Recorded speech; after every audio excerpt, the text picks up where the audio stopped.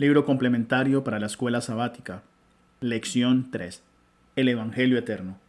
Para los adventistas del séptimo día, el mensaje de los tres ángeles de Apocalipsis 14 es un tema que nos une. Es una declaración de fe que nos identifica. Define quiénes somos como pueblo y describe nuestra misión en el mundo. Nuestra identidad profética única está trazada en Apocalipsis 14, 6 al 12, y en ella basamos nuestra pasión por proclamar el Evangelio a todo el mundo. Elena de White lo expresa de esta manera. En un sentido muy especial, los adventistas del séptimo día han sido colocados en el mundo como centinelas y transmisores de luz. A ellos ha sido confiada la tarea de predicar la última amonestación a un mundo que perece. La palabra de Dios proyecta sobre ellos una luz maravillosa.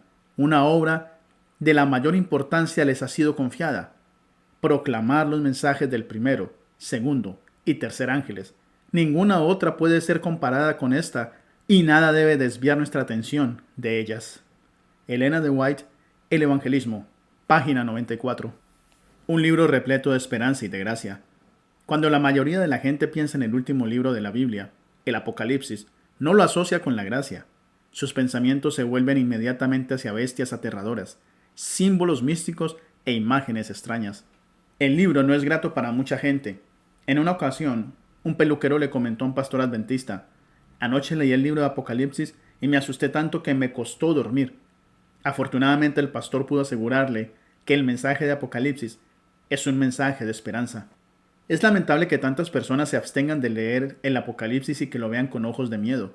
El primer versículo del primer capítulo proclama el libro como la revelación de Jesucristo, que Dios le dio para manifestar a sus siervos las cosas que deben suceder pronto. Apocalipsis 1:1. Apocalipsis es un mensaje repleto de esperanza y de gracia para el tiempo del fin. Describe a Cristo como el Cordero inmolado 28 veces. Nos dice en Apocalipsis 1:5 que Él es aquel que nos ama y que por su sangre nos ha librado de nuestros pecados. Nueva versión internacional. Proclama que en Cristo somos perdonados. La gracia perdona nuestro pasado, fortalece nuestro presente y nos brinda esperanza para el futuro. En Cristo somos libres del dolor y el poder del pecado, y un día cercano seremos libres de su presencia.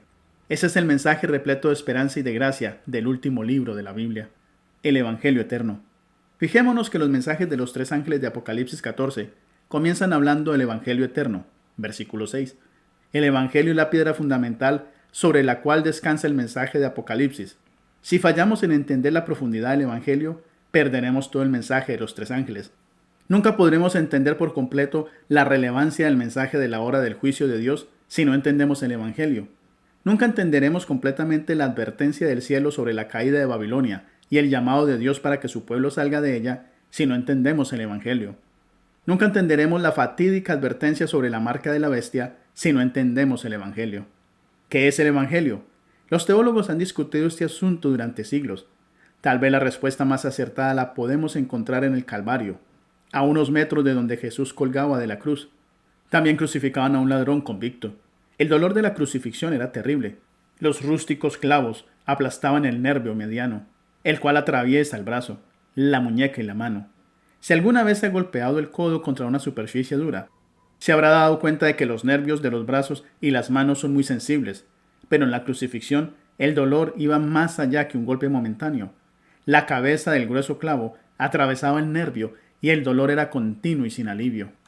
Las víctimas crucificadas solían responder con gritos e imprecaciones, justo lo que hizo uno de los ladrones. El otro escuchó a Jesús reaccionar ante el mismo dolor, no con imprecaciones, sino con una oración de perdón. Algo se despertó en la mente del segundo ladrón. Tal vez los primeros recuerdos de su niñez recitando la Shema a la hora de acostarse, o tal vez un extracto de la Torá que había escuchado en la sinagoga, en el que se revelaba al Mesías sufriente de Israel. Lo que hizo luego fue sorprendente. Primero aceptó su propia culpa, reconoció que era un pecador, luego aceptó la justicia de Cristo, y finalmente, habiendo confesado que no merecía la salvación, la pidió de todos modos y la obtuvo. Recibió la garantía directa del Señor mismo. Esa es la elegante sencillez del Calvario. Ese es el corazón del Evangelio. En la cruz, Cristo tomó la iniciativa.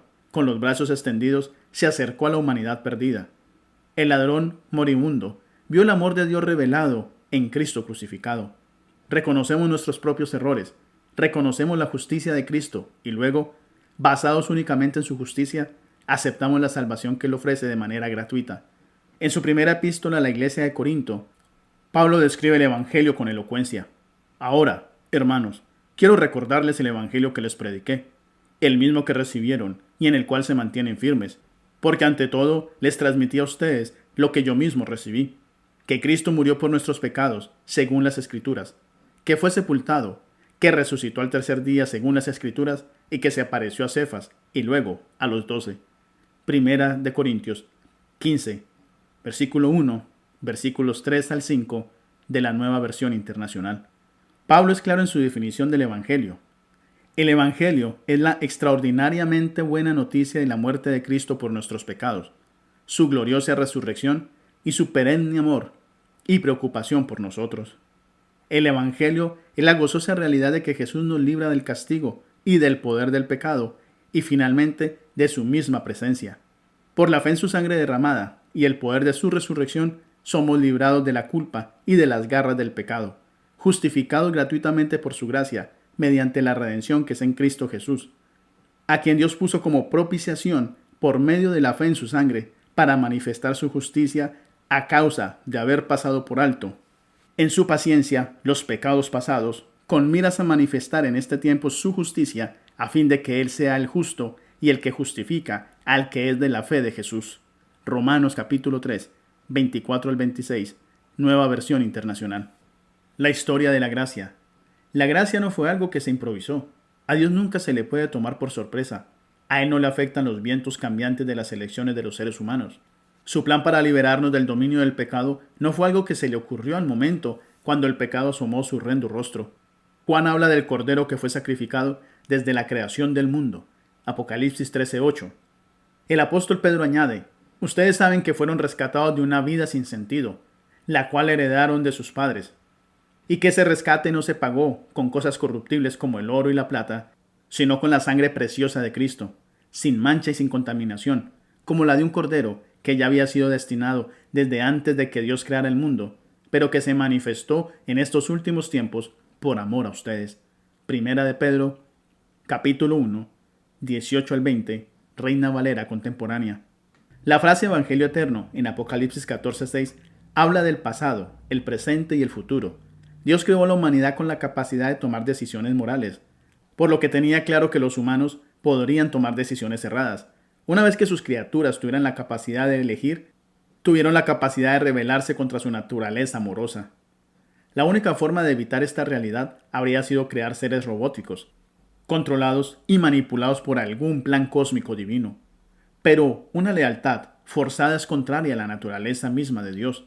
El amor requiere elección, y una vez que a los seres humanos se les dio el poder de elegir, existió la posibilidad de que tomaran la decisión equivocada.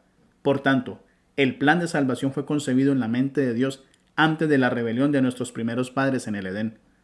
En el deseado de todas las gentes leemos esta perspicaz declaración: el plan de nuestra redención no fue una reflexión ulterior, formulada después de la caída de Adán. Fue una revelación del misterio que se ha mantenido oculto desde tiempos eternos. Romanos 16:25. Fue una manifestación de los principios que desde edades eternas habían sido el fundamento del trono de Dios. El deseado de todas las gentes. Página 13 y 14. La frase Evangelio eterno habla de un Dios que ama tanto a los seres humanos que Él creó, que aunque conocía perfectamente las consecuencias de sus elecciones, hizo provisión para su futura rebelión antes de que ésta sucediera. Hay otro sentido en el que el Evangelio es eterno. El Evangelio le habla de adaptación, perdón, pertenencia, gracia y un poder transformador a una generación que está en la búsqueda de amor genuino y auténtico y que anhela relaciones significativas. Le habla de un Dios de amor incondicional que se preocupa tanto por nosotros que hará todo lo posible para redimirnos porque nos quiere con Él para siempre. El Evangelio eterno no solo habla del pasado y del presente, sino que promete un futuro esperanzador. Habla de vivir eternamente con aquel cuyo corazón anhela estar con nosotros para siempre. El Evangelio habla de una relación eterna con el Cristo que nos creó y nos redimió para que pudiéramos vivir con Él por las edades eternas. A pesar del conflicto entre el bien y el mal que existe en el universo y la distorsión del carácter de Dios por parte de Satanás, el Evangelio de la gracia y el amor ilimitado de Dios será predicado hasta los confines de la tierra como testimonio de su eterna bondad. ¿Qué es el Evangelio? Como se le mostró al ladrón moribundo en el Calvario, es la buena noticia de que la salvación es un regalo de Dios. Él no nos salva porque somos buenos, sino porque Él es bueno. Nuestra salvación no depende de nuestras obras, sino de su gracia. Todas nuestras buenas obras están motivadas por el amor y fortalecidas por la gracia. Cuando se le preguntó a Elena de White si el mensaje de la justificación por la fe le restaba valor a los mensajes de los tres ángeles, su respuesta fue: varias personas me han escrito preguntándome si el mensaje de la justificación por la fe es el mensaje del tercer ángel. Y les he respondido: es ciertamente el mensaje del tercer ángel. Elena de White, El Evangelismo, página 145.